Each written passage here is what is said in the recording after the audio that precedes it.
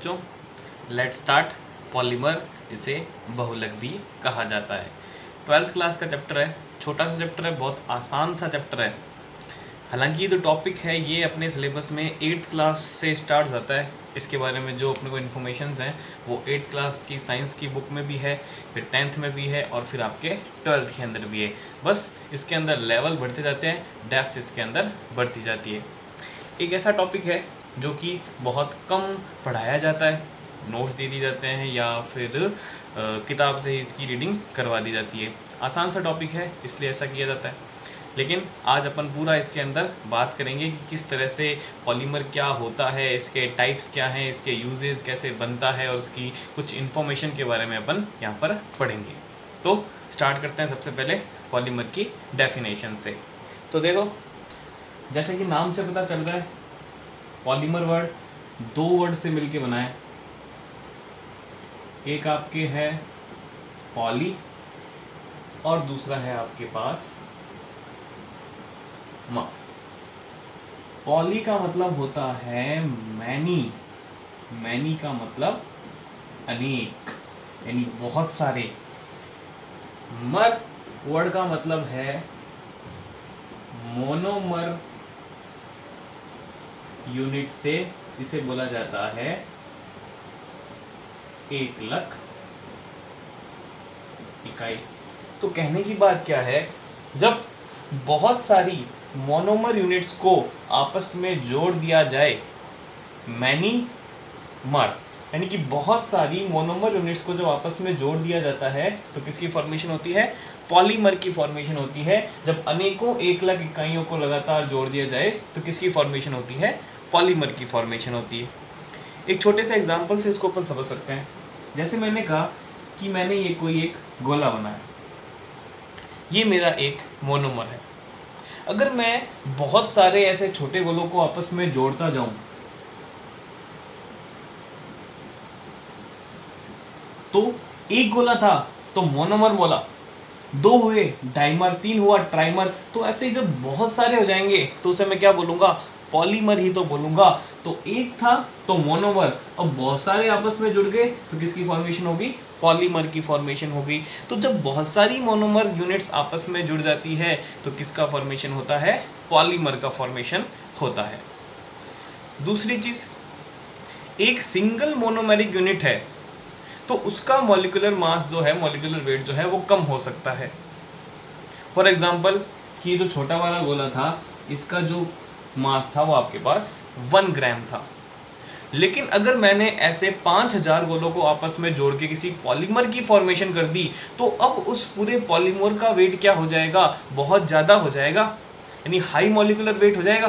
तो पॉलीमर की डेफिनेशन में यही ऐड किया जाता है कि high molecular weight containing compounds form by repeating many monomeric unit, कि ऐसे यौगिक जिनका आणविक भार बहुत ज़्यादा होता है और इनका निर्माण एकलक इकाइयों, कई एकलक इकाइयों के आपस में जुड़ने से होता है। तो अगर मैं इसकी डेफिनेशन की बात करूं, क्या लिखूंगा इसकी डेफिनेशन में?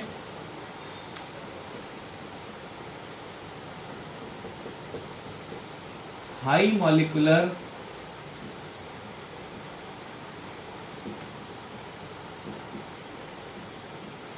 weight containing compounds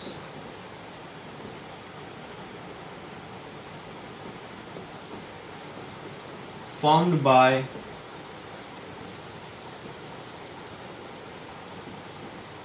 repeating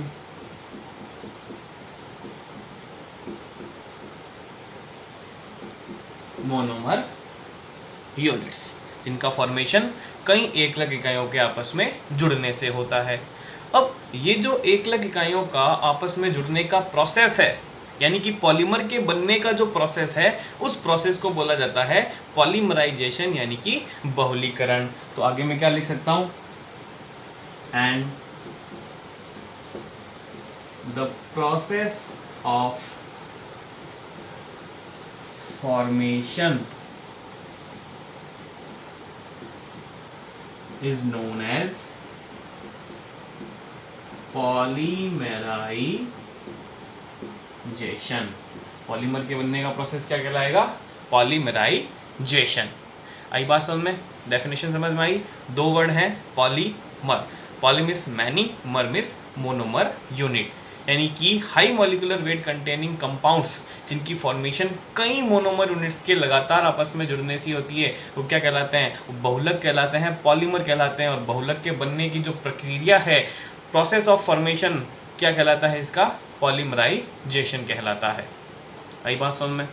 अब बात करते हैं इसके टाइप्स की, कि ये पॉलीमर कितने टाइप्स का होता है। इसके एग्जाम्पल इसके टाइप के साथ ही लिखेंगे, भाई कितने टाइप का ये होता है और उनमें कौन कौन से इसके एग्जाम्पल हैं। आज के लेक्चर में हम इसके टाइप्स के बारे में ही बात करने वाले हैं कि पॉलीमर को कितने पार्ट के अंदर क्लासीफाई किया जाता है। तो देखो,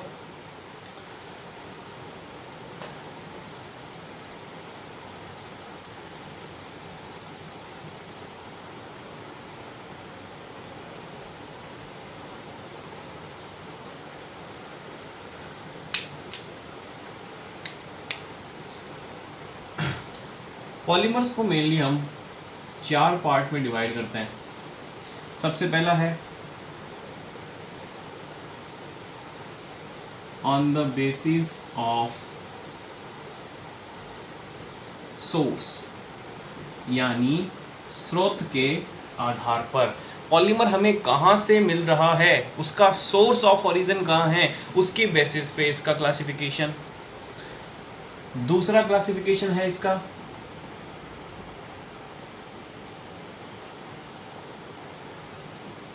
on the basis of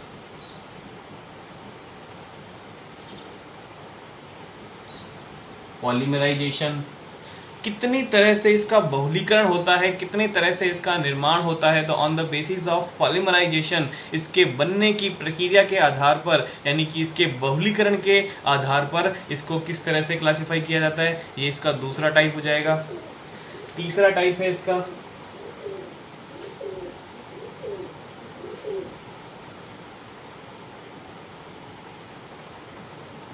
on the basis of structure, संरचना के आधार पर कितने पार्ट के अंदर पॉलीमर को बांटा जाता है, ये इसका थर्ड हो जाएगा क्लासिफिकेशन का बेस। और चौथा सबसे लास्ट है on the basis of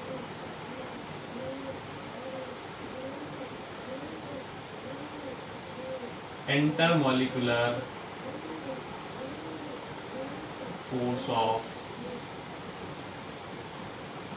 attraction, कि इनकी मोनोमर यूनिट्स में आपस में किस तरह का अंतराण्विक बल है, आकर्षण है, उसके बेसिस पर इसका क्लासिफिकेशन। देखो, सोर्स के आधार पर आगे इसे और 3 टाइप के अंदर क्लासिफाई किया जाता है। सबसे पहला है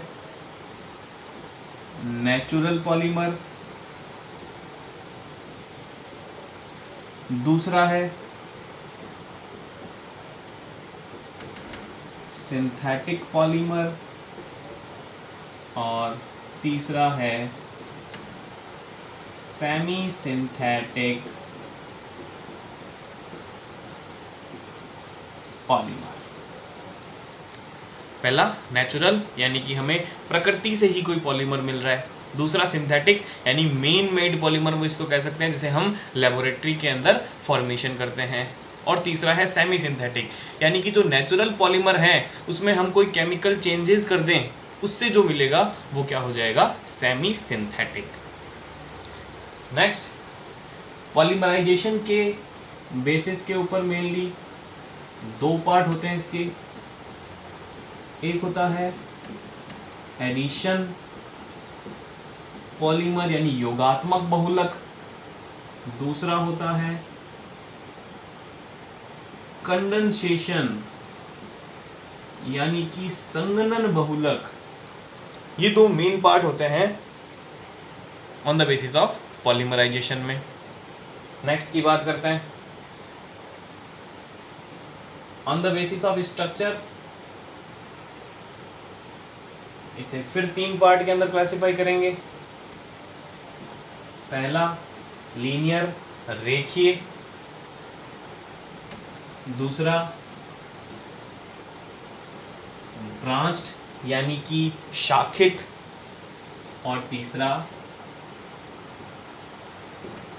क्रॉस लिंक्ड यानी कि क्रॉस रूप में, तिर्यक बंधों के रूप में जो पॉलीमर जुड़ेंगे वो क्या किस कैटेगरी में आएंगे, आपके क्रॉस लिंक के अंदर। और सबसे लास्ट में अट्रैक्शन के आधार पर इसको अपन 4 पार्ट के अंदर क्लासिफाई करेंगे। सबसे पहला है इलास्टोमर यानी कि प्रत्यास्थ बहुलक, दूसरा फाइबर जिसे रेशे भी कहा जाता है, अगला आएगा थर्मोप्लास्टिक, इसे ताप सुघट्य बहुलक भी कहा जाता है, और लास्ट है थर्मोसेटिंग जिसे ताप दृढ़ बहुलक भी कहा जाता है। तो थर्मोप्लास्टिक, ताप सुन्नय या विसुगट्य, थर्मोसेटिंग यानी कि ताप दृढ़ बहुलक। तो ये है अपने पास पूरा इसका क्लासिफिकेशन, यानी इतने तरह के पॉलीमर्स के बारे में अपने को पढ़ना है। इनिशियल स्टार्ट करते हैं। सबसे पहले सोर्स के हिसाब से, फिर पॉलीमराइजेशन से पढ़ेंगे, फिर इसके स्ट्रक्चर, और फिर इंट्रामोलिकुलर फोर्स के आधार पर इसके क्लासिफिकेशन के बारे में अपन पढ़ेंगे। सबसे पहले लेते हैं अपन types of polymer on the basis of source.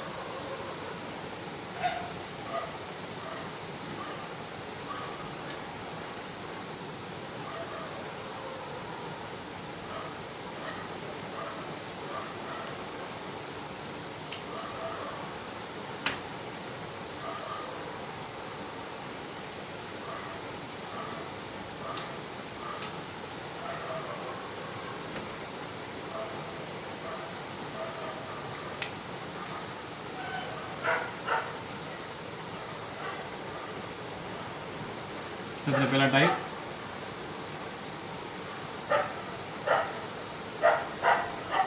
On the basis of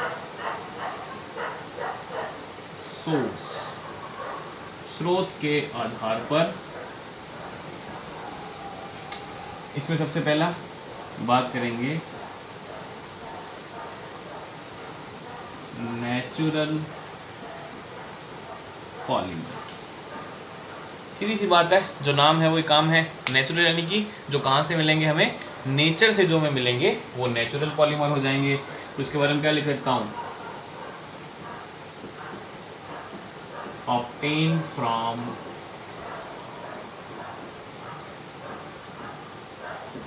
nature. Example की बात करूँ, जैसे आपके पास आ गया कार्बोहाइड्रेट,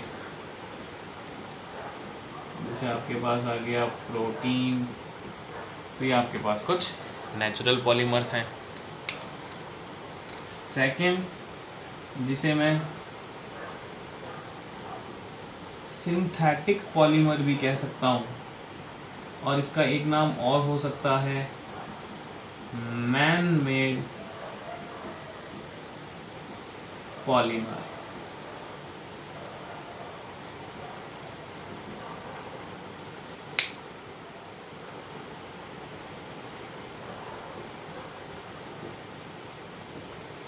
formed at laboratories, जो लेबोरेटरीज के अंदर बनाए जाते हैं वो कौन से पॉलीमर्स आते हैं, मेन मेड या फिर सिंथेटिक पॉलीमर। इसके एग्जांपल की बात करूं तो इसके अंदर आएगा आपके पास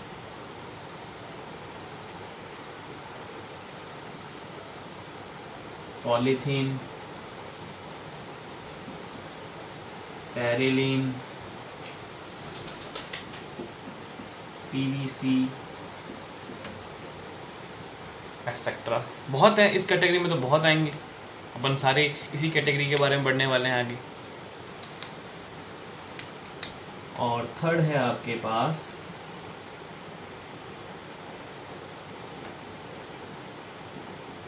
सेमी सिंथेटिक पॉलीमर।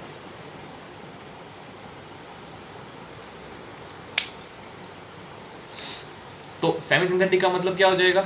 जब नेचुरल पॉलीमर के अंदर हम कोई केमिकल चेंजेस कर देंगे तो उससे जिस पॉलीमर की फॉर्मेशन होगी वो क्या होगा आपके पास? सेमी सिंथेटिक, जिसे अपन अर्ध संश्लेषित भी कह सकते हैं। यानी कि अगर किसी प्राकृतिक बहुलक में कोई रासायनिक परिवर्तन कर दें तो उससे जो नए प्रकार का बहुलक मिलेगा वो कौन सा होगा हमारे पास? सेमी सिंथेटिक या फिर अर्ध संश्लेषित। देखो संश्लेषित का मतलब जैसे हम खुद बना रहे हैं, और सेमी सिंथेटिक अर्ध संश्लेषित का मतलब कि आधा बना हुआ होगा और आधे की फॉर्मेशन करेंगे। तो नेचुरल से कुछ केमिकल चेंजेस करते हैं तो कौन सी फॉर्मेशन हो जाएगी हमारे पास? सेमी सिंथेटिक की यहाँ पर फॉर्मेशन हो जाएगी। तो इसके बारे में क्या लिख सकते हैं?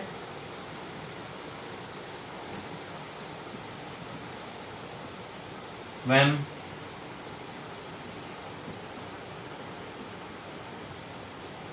some chemical changes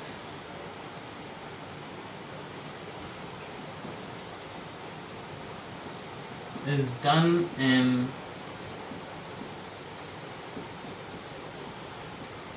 natural polymer, then obtain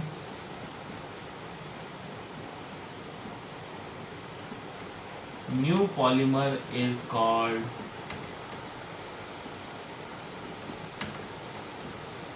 semi-synthetic. Example: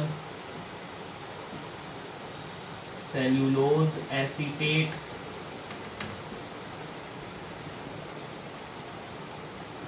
glycogen, etc. तो ये है आपके पास इसका सबसे पहला type on the basis of source. Next बात करेंगे on the basis of polymerisation. I hope आपको ये वीडियो पसंद आया तो लाइक कीजिए, चैनल को सब्सक्राइब कीजिए और शेयर करना मत भूलिए।